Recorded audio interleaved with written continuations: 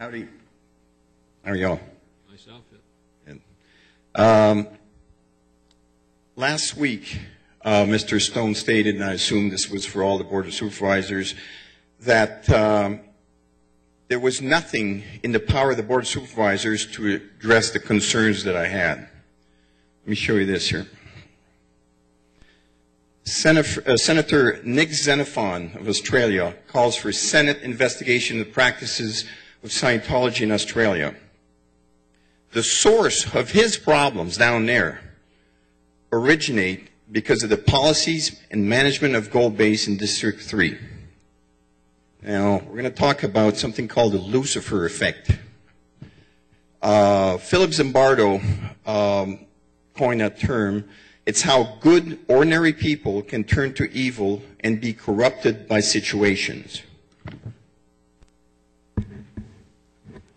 He did many years ago the Stanford prison experiment, where he took random students, which were separated into two groups, guards and prisoners, for an experiment that was supposed to last 2 weeks.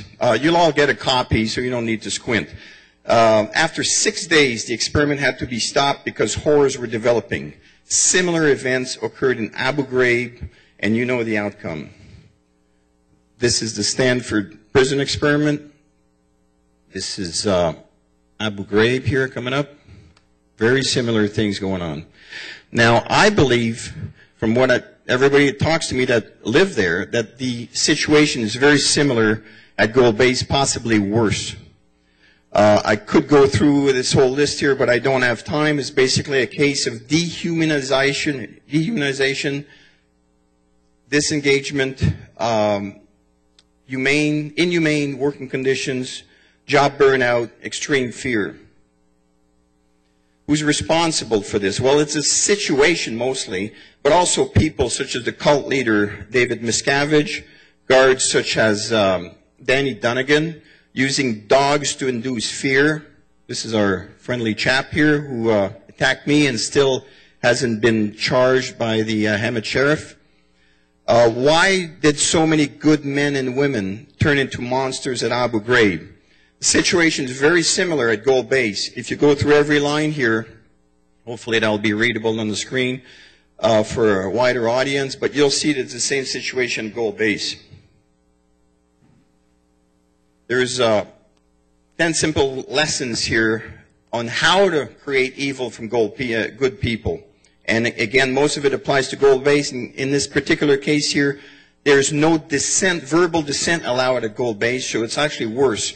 And the reason it's worse is they have less sleep and work more than in the Army.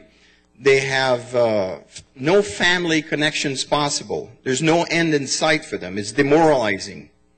There's imprisonment, interrogations with their e-meter. Their communications are intercepted. Some are discarded. They're concealing illegal practices of OSHA, code enforcement.